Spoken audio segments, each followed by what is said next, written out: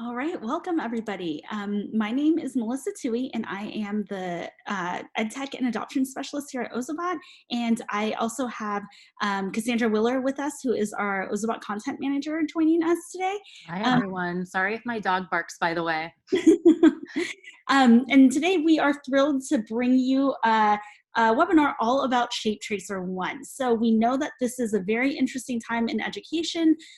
Your students may or may not have bots, and you may be still trying to find ways to engage them in computer science. And we wanted to provide a way for you to feel successful and for your students to feel successful in implementing computer science. And we're going to do that today with ShapeTracer. So I'll go ahead and start our slideshow. And what we are going to do is I'm going to introduce ShapeTracer 1 to you. We'll walk through the whole thing, and then we'll have a quick Q&A session, and then I'll tell you about our upcoming webinars, which include ShapeTracer 2 and Ozotown. So that is our agenda for today. We're going to take a super deep dive into ShapeTracer and go through every single level so that you are confident in teaching it to your students or having them do it on their own and bringing them back together for a discussion. So again, my name is Melissa Tui. I am a former kindergarten and first grade teacher. I was also a founding teacher at a charter school in Watts in South LA. And I also have coached teachers in implementing computer science in the classroom. And I'm currently in a doctoral program at UCLA. So I have all kinds of different experience. And my favorite is supporting teachers and ensuring that their students have access and opportunities with computer science. So that's a little bit about me. We also have Cassandra. Cassandra, I wasn't sure if you wanted to introduce yourself.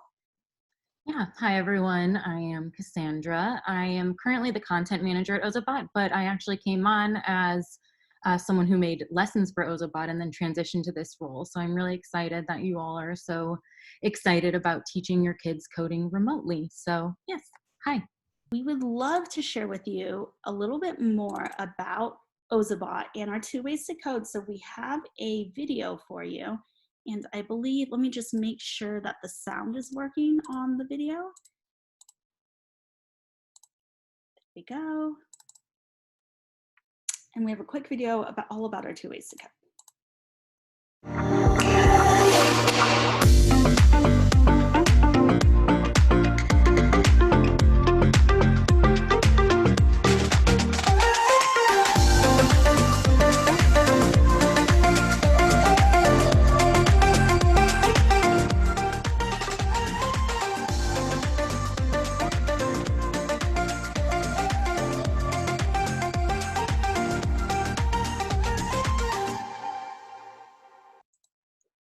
So those of you that are familiar with Ozobots and have them, you're familiar with our 2 ways to code. We have our color codes, and we also have Ozoblockly.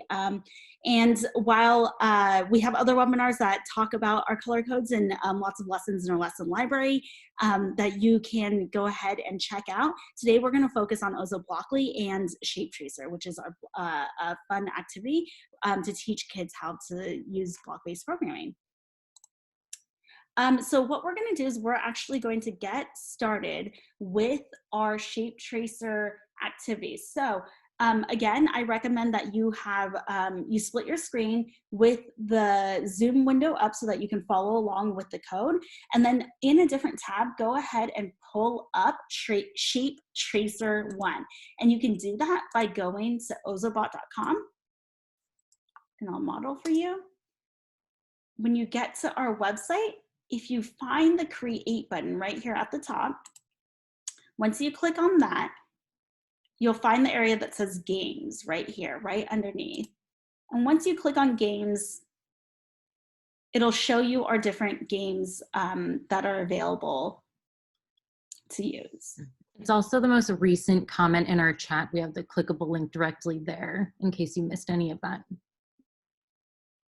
So again, it might be that we're all rushing to open up ShapeTracer right now, but once you get onto that page, if you scroll down, you'll see ShapeTracer 1. Once you open that window, or once you click on the arrow here, it'll open ShapeTracer for you. So I will do that one more time for anyone that is trying to follow along. You'll go to ozobot.com. You'll click on Create. So once you get on ozobot.com, it looks like this. You'll click on create. Then you'll click on games. And then you will scroll down to find ShapeTracer 1 and open that up. And that will plop you right into our first level that we're going to explore. Before we jump into coding, your students can actually access the game that exact same way as well. So if you're looking to share this with your students, they can access it the exact same way. And this slideshow we're actually sharing with you as well. You'll get an email, a follow-up email with the recording of the webinar and this slide deck. So you're more than welcome to utilize it for instruction as well.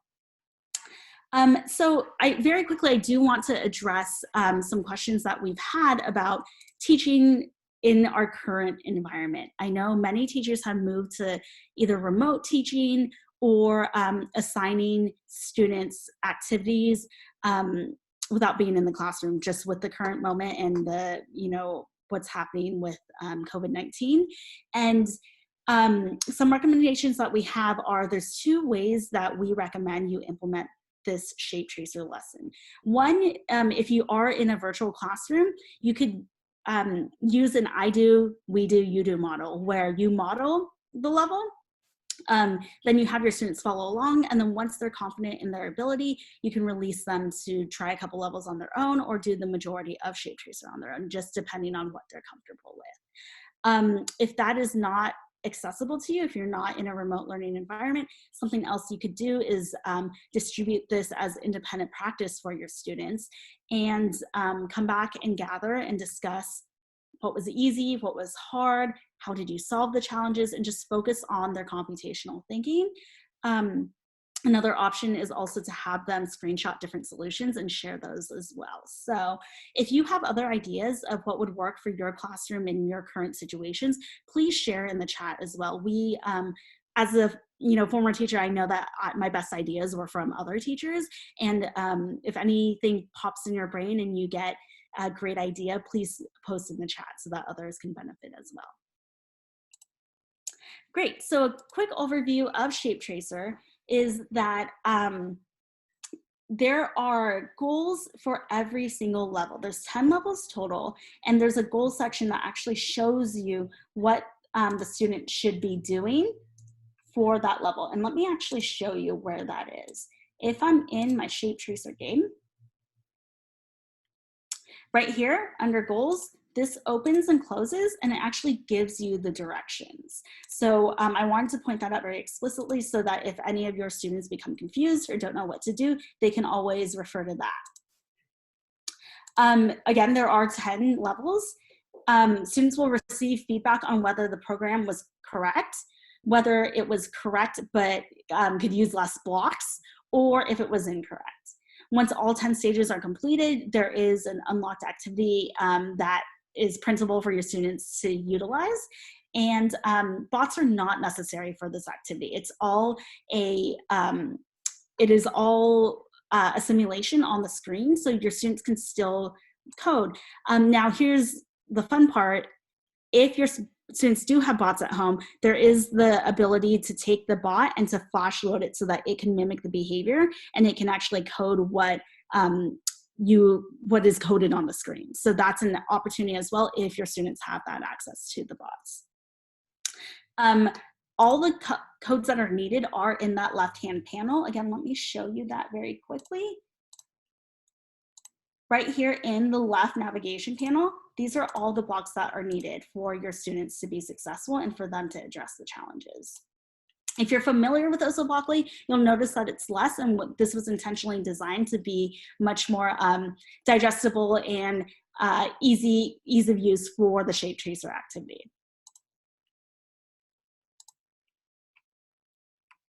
And one thing to note that with the speed blocks, there is an option to choose different speeds, but there is no right or wrong answer when it comes to the speed. Any speed will work. There won't be any correctness given on whether the student chooses slow or fast or whatnot. So just some general overview tips. So we're going to jump right in. I am going to actually exit the slideshow and jump right into ShapeTracer. So this is where in our first stage, the goal is for the student to get from where the bot is here to get the bot to glow the same color as the line and to get to the end. Now, a couple tips and tricks to share with you is there's a lot of math connections that I will share with you throughout this webinar, but the first thing I wanted to share with you is these dark gray grids. These are segments of 5. So from this point to this point is 5, from this point to the end is 5, and so on and so forth. If you zoom in, you can see light, very light gray lines. Those are segments of 1. So they represent 1 step. There's a lot of math connections to be made here. So if I was teaching this to my students, I would ask them, if I know that from this point where the bot is to this line in the middle, if that's 5, what would double be? And double would be 10. So what we need to do is we need to get the bot to glow green and travel the distance of 10 steps. So the first thing you should know is that the color must be set before any movement happens. So I'm gonna pull a set light color, and instead of red, I would ask my students, what color does it need to glow? And they would all say green. And then we would choose green together. And then I would show them how to drag a movement block. And this is where I would ask them, if the wheels are back here and my Ozobot is facing forward, which way does it need to move? And they would say forward. So then you can also pull this down to show them that the bot can move both ways, but we are choosing forward, and we know that it needs to move 10 steps forward. And again, the speed doesn't matter. We can choose any speed we'd like. Right now I'm gonna do slow just so you can visualize it. Once the code is ready to run, you click here and you can let the bot simulate as it runs that code. Let me show you one more time in case you missed it. So once the code is put together, once you hit run, you can actually see the bot move in real time. And again, here on this success page, this is where it tells you if you've been successful or not. If you've used too many blocks, let me show you. I'm just gonna do, let's say 5 steps and 5 steps because we broke it down that way. It'll actually tell you that you can do better and that you can do it with fewer blocks. So that is something to know, that it is able to tell the student and give students that feedback. So we're gonna move on to level 2. And this one is a little bit more complicated because there are terms involved. So I know for younger students, this can be very challenging for them to orient themselves whether right is left or left is right or which way the bot needs to turn. So there might be a lot of guessing and checking for them, but remind your students that the wheels are behind the bot, and that's where we see this curvature in the back, and that the bot is generally facing forward when the wheels are behind it. So again, the top light needs to be set first. And this is where I would ask my students, what color does it need to be? And so we would drag out, set light color. Oh, it's already red, so we don't have to change the code there. Then we would need to have the bot move forward. And again, I would use those math skills and I would ask them, does anyone remember from this point to the first dark gray grid line, how many steps that is? And again, that is 5. These are all in segments of 5. So we're gonna move forward 5 steps. And if your students struggle and need this broken down further themselves, you can always encourage them to test segment by segment. It's always best practice to do that as well to alleviate any chances of getting bugs. So what model for my students is, okay, we got this far, what needs to happen next?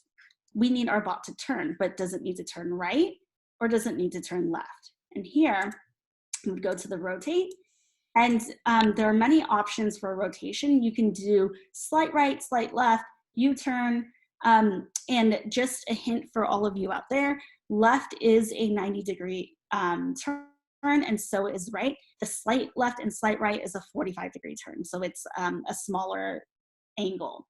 So here I know that my bot needs to turn right. Then it needs to move forward another segment of 5. So what I will do is, here's a cool shortcut I'm going to show everyone. If you right click on any block, there's these other options. And if you click on duplicate, it will actually just copy that block so that you don't have to go back into the left-hand panel and pull it out. So then I can easily just drag and drop that beneath. I want it to rotate again because it's going to travel all the way over here. And again, if you'd like to, you can have your students type it out and ask them what needs to happen next. And this would be a rotate left. And then after the bot rotates, which we can test again, it needs to move forward the final 5 steps. And let's try that. Great. So we're going to move on to level 3 now. This gets a little bit trickier because the line segments, they're not equal here. We have some blue and we have some red. So what we are going to do is, we know the bot needs to glow blue first. So we're going to take that lighting effects block, change it to blue. We're going to have our bot move. Ooh, this is a little trickier because we know that while the gray to gray is a segment of 5, this is offset a little bit. So you could have students try and count, but we could also estimate. So this is where some math skills might come into play as well. We're going to move forward. Let's estimate 5 steps and see what happens. And this is where I could ask my students, did it make it the whole way? And it did. So I know that's about 5. If I know that where the bot is, all the way to the gray line is 5, but the blue only makes it about halfway, maybe a little more than halfway, then I need it to move maybe 3 steps. So we're going to try that and try it again. Ooh, what did I forget there? I forgot a rotate. So it's absolutely okay to make mistakes. This is why we encourage a lot of testing. So this is where I would model for my students, oh, the bot went way too far. I actually forgot a rotate button and I needed a rotate block and I needed it to turn right before it moved forward 3. So it traced the blue, and then now I need to complete the red. So this is where partners to 10 can come into handy. If I know that from this point to the end of the red is 10, I know that the blue was 3. The partner to 10 for 3 is 7. So I'm going to set my light color for red and then have my bot move forward 7 steps and see if that works. If my math is accurate, it did work. And then again, I would have my bot rotate right again. And I know that the red segment, the final red segment, is the same length as that first blue segment. So I'm just going to go ahead and copy that and run that code. So there's a lot of tips and tricks here. Again, you can model this just like I'm doing for your students, or you can have them work on their own to problem solve, depending on their ability level and their age. Great, so we're gonna move on to stage 4, level 4. And here again, estimation comes into play. We know that the bot from the dark gray to the dark gray is 5, but the green segment is slightly longer than that. So what I'm gonna do is I'm gonna set my light color to green first, and I'm gonna code the movement to move slightly more than 5. So I'm gonna try 6 to see what happens. I'm gonna test it, and that looks just about right. Again, my bot needs to turn, and I'm gonna have my bot turn right. And then, ooh, this is a little bit trickier. This segment looks about the same as my green segment, so I'm gonna copy that and just see what happens. Oh, I forgot a set light color. So this is why, again, we encourage a lot of testing. So before I have my bot travel down that red line, I actually need to set it to red. Great. And then that last segment is blue. And again, I'm not going to forget to set my light color. Ooh, actually before, I'm going to have it rotate left before. And then it's going to set to blue. And then again, it's going to move forward a segment of 6. Let's try it and see what happens.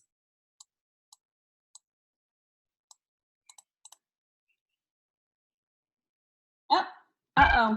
Again, it's good to check your code. Instead of left, I hit slightly left, so I need to try that one more time. There we go.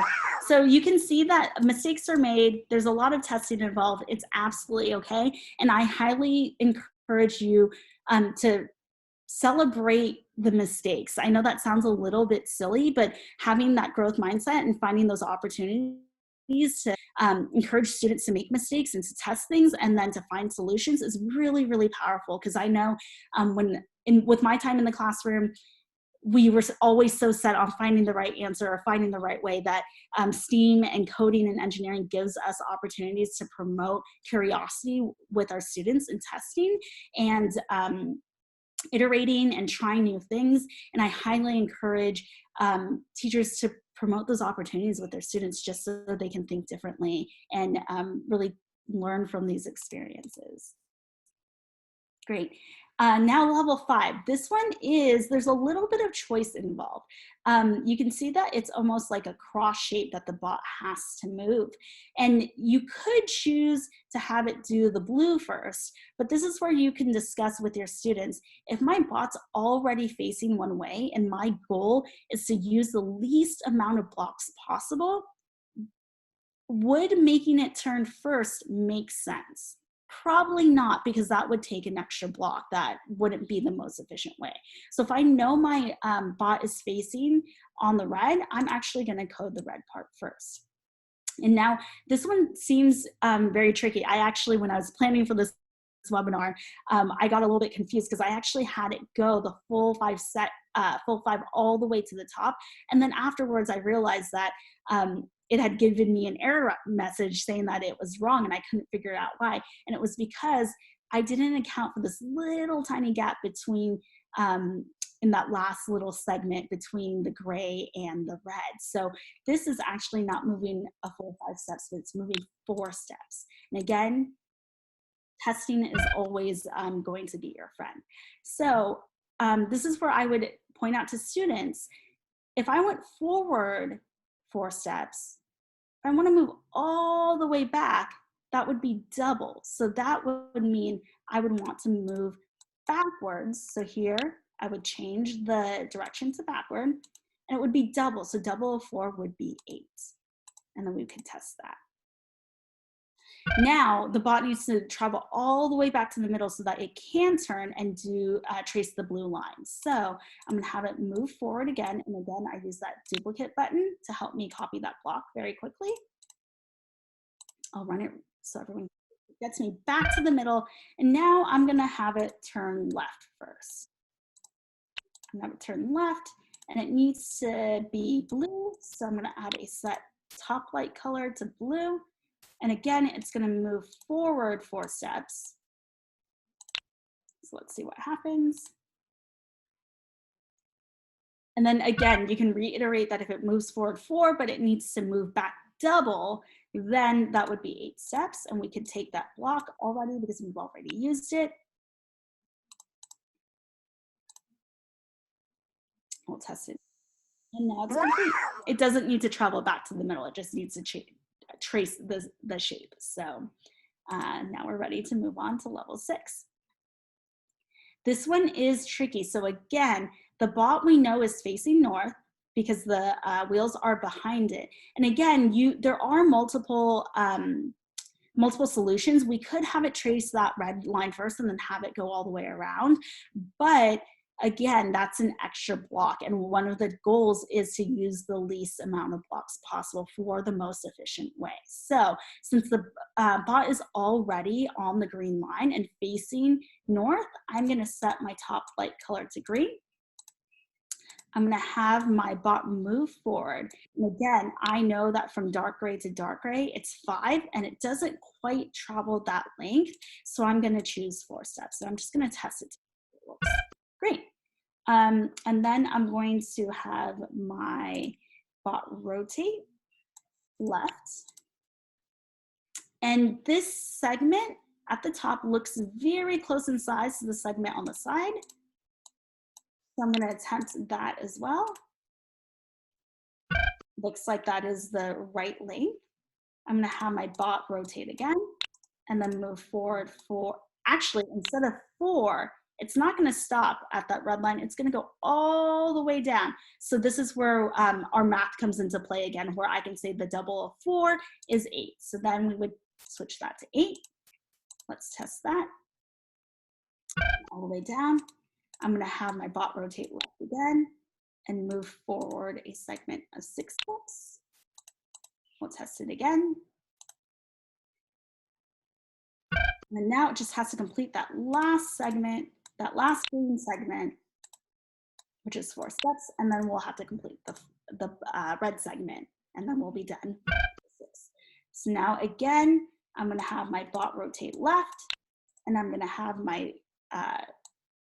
light color set to red, and it's going to move a segment of 4.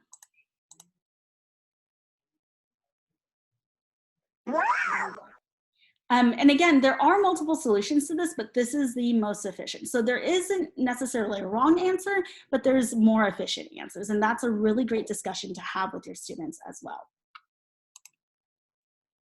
Great. Now for level 7, this one is a really great level because they are offset. The line segments are offset. And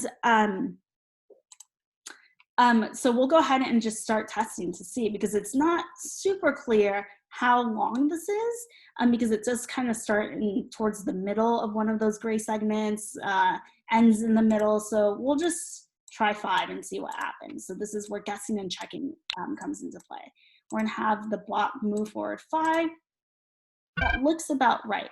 So I know this segment, the one on the bottom, looks a little bit longer, so I'm going to estimate that's probably 3. And then once it crossed that gray line, that was probably a segment of 2. So I know the partner of 2 to 5 is actually 3. So I need to change my light color.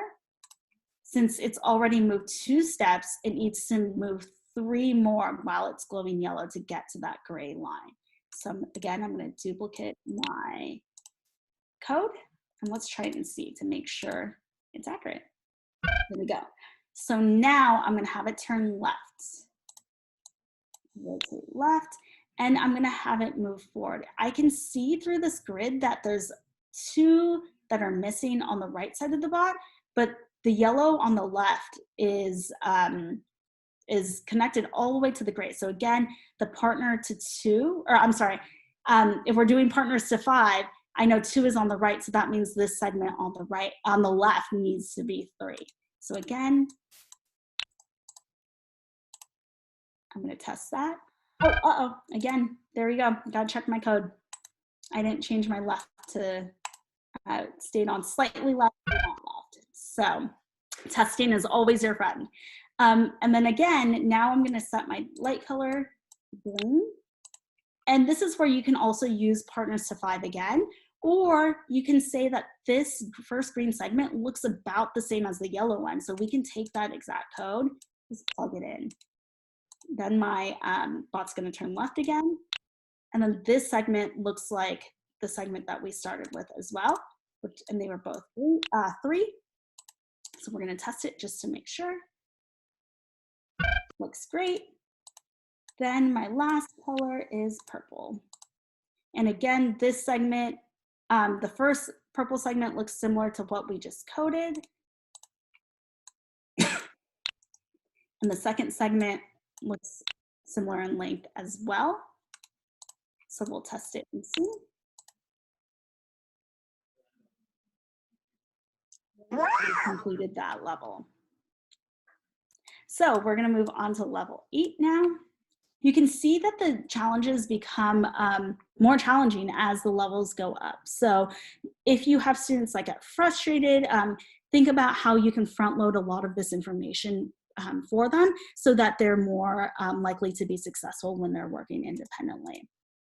Or you can also work with them to, so that you're solving these problems together as well. All right, this one is super tricky because we know that the dark gray grid is 5, but these rhombuses are angled. So the square, it's almost like the square is rotated slightly, right? Which is, hence, spoiler alert, we're gonna use a slight right code to code for this one. So the first thing, again, before we code the movement is always the color. So what we're gonna do is we're gonna code the red, setting the top light to red. And again, instead of making a 90-degree right turn, we only want the bot to turn slightly. So it's gonna turn slight right. And then it's gonna move. That looks like a segment of 5 because these squares look similar in size to our dark gray grid lines. So I'm gonna try 5 to see if that works and test it. Oh, I chose right instead of slight right. Let's try that again. There we go. So again, attention to detail is very important, and always test your code. Now I'm gonna have my my bot turn again, but again, this turn is a 90-degree turn. So instead of slight right, it's gonna turn a complete right. And then it's gonna move another segment of 5 forward. So here we go, I made it halfway there. Now I have a couple different choices. I can have it turn right again and complete the red square. I could have it turn left and complete the blue, or I could have it go straight and complete the blue as well. Again, we're going for the shortest possible, the most efficient lines of code. So I'm gonna have my bot go straight and then come back all the way around. So what I'm gonna do is, since it's going straight, it has to change its color, and that's gonna change to blue. And I know it's gonna move forward 5. So I'll try this again, just to test. And then again, I can ask my students, what kind of turn is this? Is this a 90-degree turn or is it a slight turn? And it's actually a 90-degree turn here. So I'm gonna have my bot turn left and then move forward again. We'll test. Great. And then again, it needs to turn left because that is a 90-degree turn that the bot has to make. It's gonna move forward. We'll try that one more time to keep testing. Notice to keep testing after each step, because again, you can see how large this code has grown, and we're only halfway through. I know when I was in the classroom, I would encourage my students to do this because I would say, if you have a huge block of code and you don't know where the bug is, it makes it that much harder to debug. So I always encourage students to test as they're building their code. So here, again, it needs to make another 90-degree turn left. It's gonna move forward and it's still blue. So we'll test that one more time. And then now I know it's at this point and it needs to turn back to red. And it's gonna keep traveling forward. We'll test one more time. And now we're on to our last segment. It's gonna turn right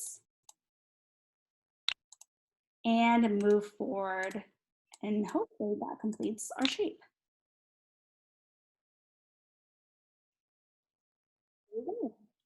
All right, so we have 2 levels left. These get pretty tricky. So again, your students need to think about angles and which way the bot is rotating. Now, again, we want to use the least amount of blocks as possible to build the most efficient code. So take advantage of what, take advantage of the way your bot is facing. Now you could have your bot rotate and follow the yellow line, but I'm actually gonna have my bot follow the purple line because it's gonna make a 90-degree turn first. So it's gonna rotate left and I'm gonna have it travel straight. Again, I did not fix my steps. I'm gonna guess, let's see, I know that's longer than 5. Let's try 7. I know it's longer than 5 because it goes past that, the gray line. So it's not quite, it's a little more than 7. I'm gonna try 8. Great. So now what it needs to do is the bot needs to rotate, and it's gonna rotate a slight right. If I had it turned completely right, it would actually make a right angle, and we would end up with a square or a rectangle instead of this this quadrilateral shape. So it's gonna rotate slight right, and then it's gonna turn yellow. And then it's gonna move forward. Let's see, I know that that looks a little bit longer than 5, so I'm gonna try 6. Let's see what happens. Here we go, made it all the way. And then now it needs to turn, slight right again. Because again, the way that it's facing, it needs, if it made a 90-degree turn, it's not quite right, but it needs to go slight right just to make this turn onto the purple. So I'm gonna change it to purple. And then we know that the bottom segment was 8, so the top has to be 8 if this is a true quadrilateral. So we'll test that out. Oh, again, I do not have my directions correct. Uh-oh. Let's try this again. We might need both a right and a slight right. There we go. So because that angle was such a wide turn, we did need both. And now I'm gonna complete the last segment.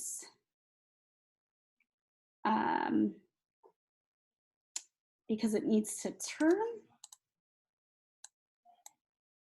And then we're going to have it set to yellow and travel the last distance of 6 steps.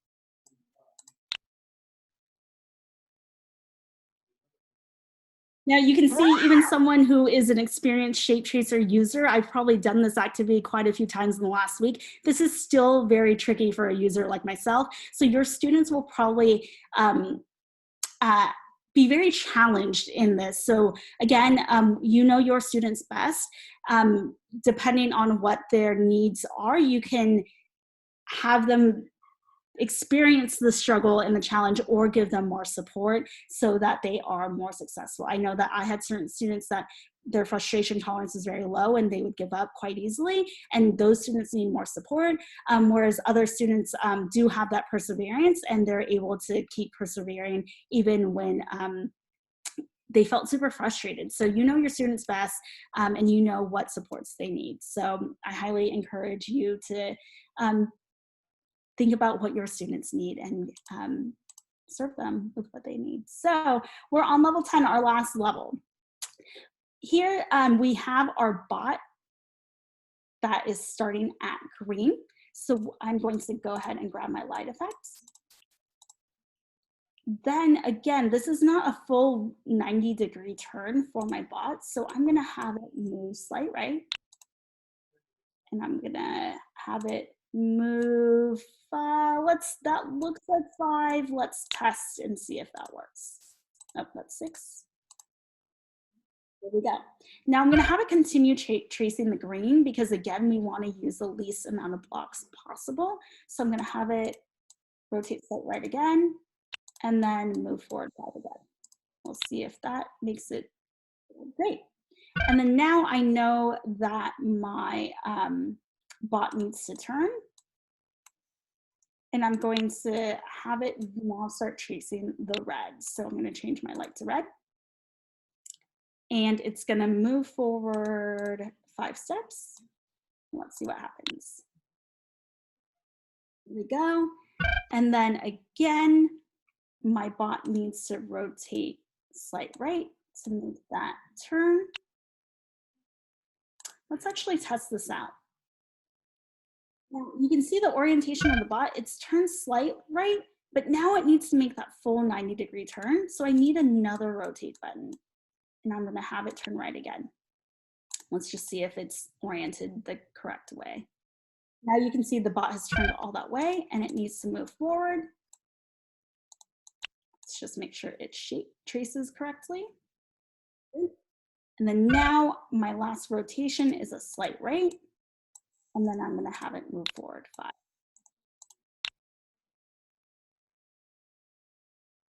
And there we go. Now we have finished all 10 steps and levels of ShapeTracer. And this is where your students can unlock a fun game that they can download and play at home.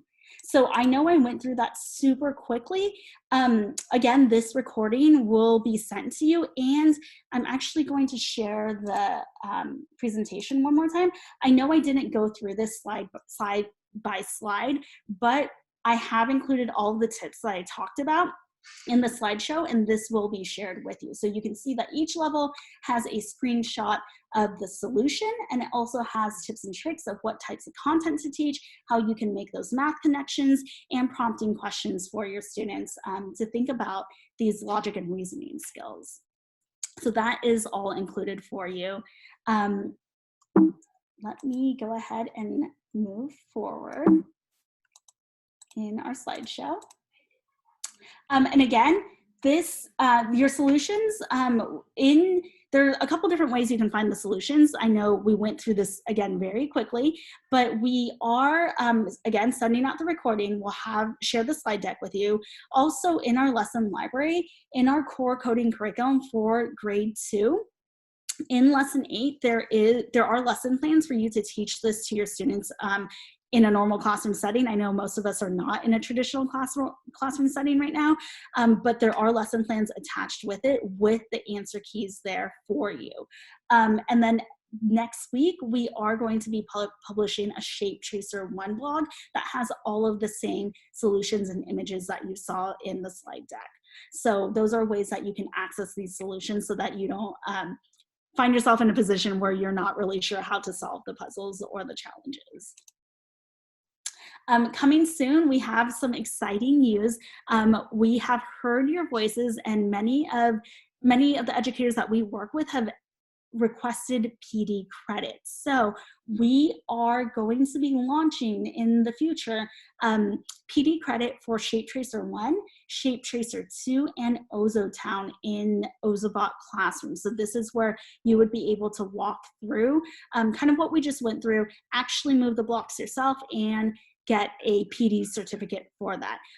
You also get a PD certificate for attending the webinar today if you attended live in the session, and we'll give you information at the end of the webinar of how to obtain that if that's something that you would like. Again, this PD is going to be an Ozobot classroom. If you don't have an account yet, we highly encourage you to sign up for one, because that's where you'll find our lesson library with all kinds of different lessons, the core coding curriculum for grades kindergarten through 5th grade, and middle school and high school is coming soon with the core coding curriculum, and it's all free. I wanted to share some upcoming webinars with you. We covered ShapeTracer 1 today. We have next week on Wednesday, on April 8th, we have a guest host that will be talking all about how to teach Ozobot lessons remotely for teachers who have Ozobots at home with them currently. Your students don't need bots, but if you have a bot and you want to model and share with them and keep teaching that content, even though your students might not have bots, this would be a perfect webinar for you to attend. On April 15th, we're going to talk about how you can win your own free classroom kit by submitting lesson videos. So that's upcoming as well. And we have on April 17th, a really exciting webinar with more remote teaching engaging activities that are not Ozobot related, but fun remote learning activities that are no bots needed, that are just general best practices that one of our certified educators will be sharing with you. On April 22nd, we're going to follow up with this series and do ShapeTracer 2. And then coming soon, we are finally releasing Ozobot. I know many of you have asked for it, and we will be continuing the series with and all about how to teach with Ozobot. So you can sign up for those at ozo.bot/webinars. And if you can't make them live, even if you register, we do send you the recording afterwards for you to look at. Again, our lesson library is always open. If this if this inspires you to create your own lesson, or you have an idea for what your students can do, we highly encourage you to collaborate and share with other teachers by submitting to our lesson library. And now we're ready for Q&A. I know Cassandra has been monitoring the chat, and it looks like there's some Q&A that has popped up. Mm-hmm.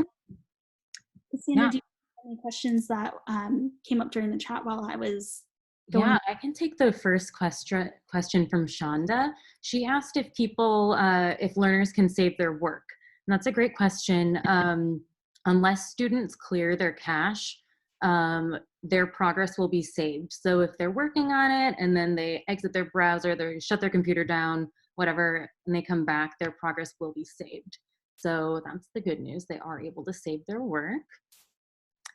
And then Heather is wondering, are the levels the same every time? I think either one of us can take this one.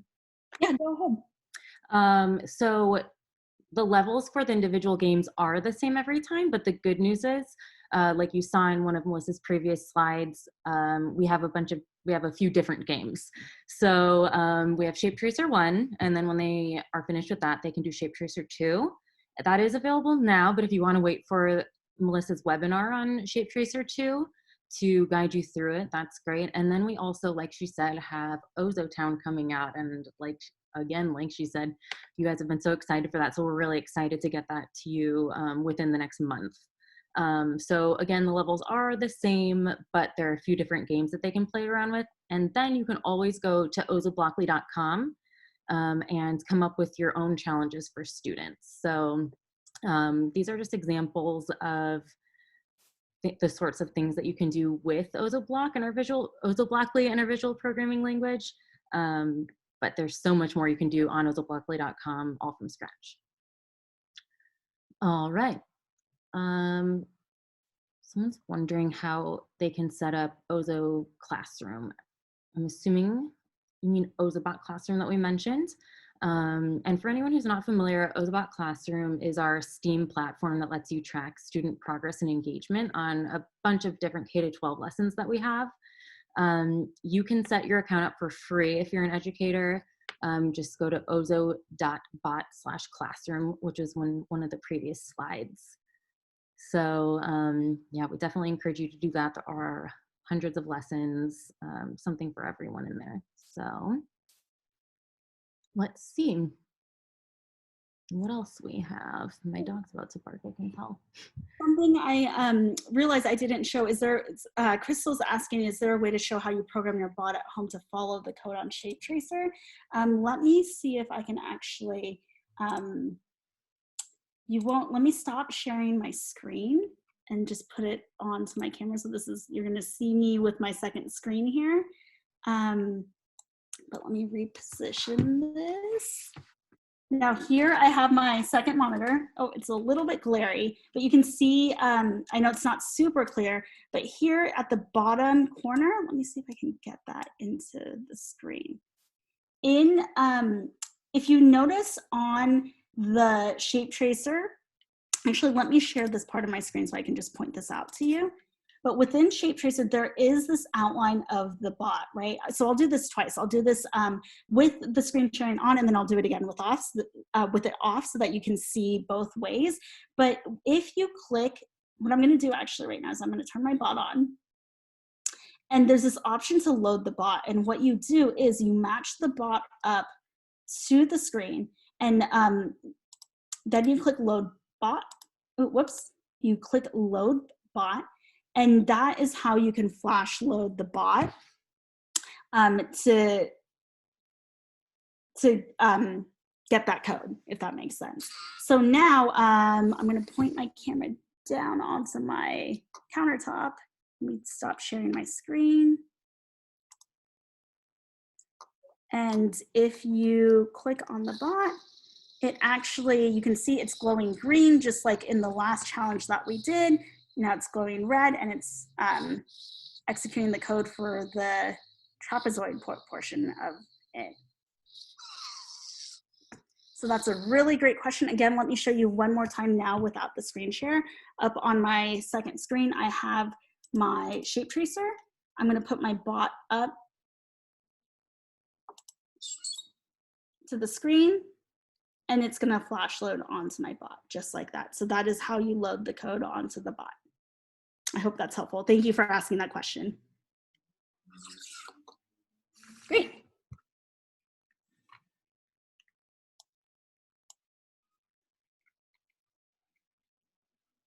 Okay, and then is there a way we can be notified when the certification courses are available?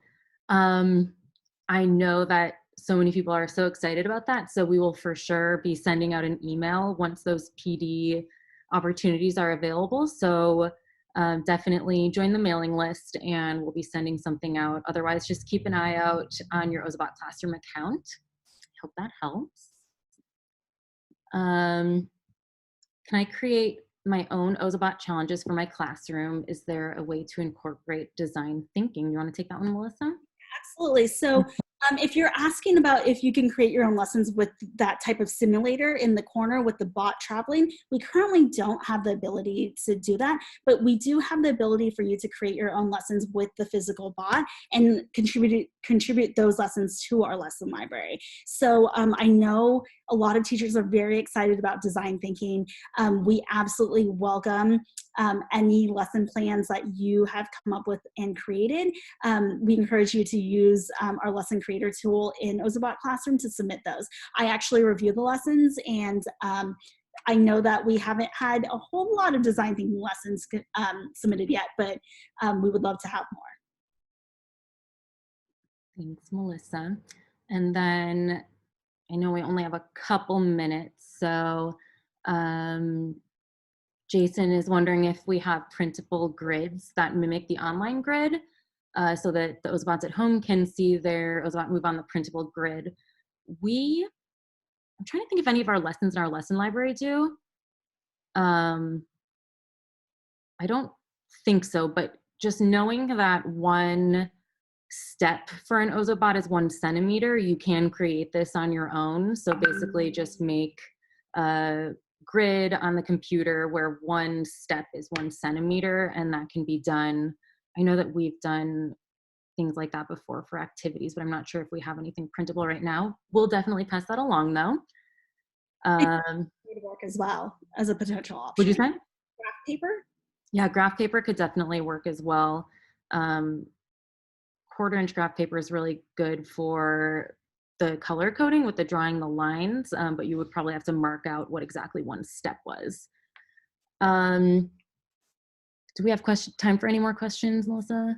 Yeah, while we're answering those last couple questions, I have put up a slide all about how you can, who you can contact for PD credit if you're looking for that, and then just our YouTube channel in case you want to review this recording at a later date. So if that's of interest to you, that's up on our slide right now, but I think we have time for one more question.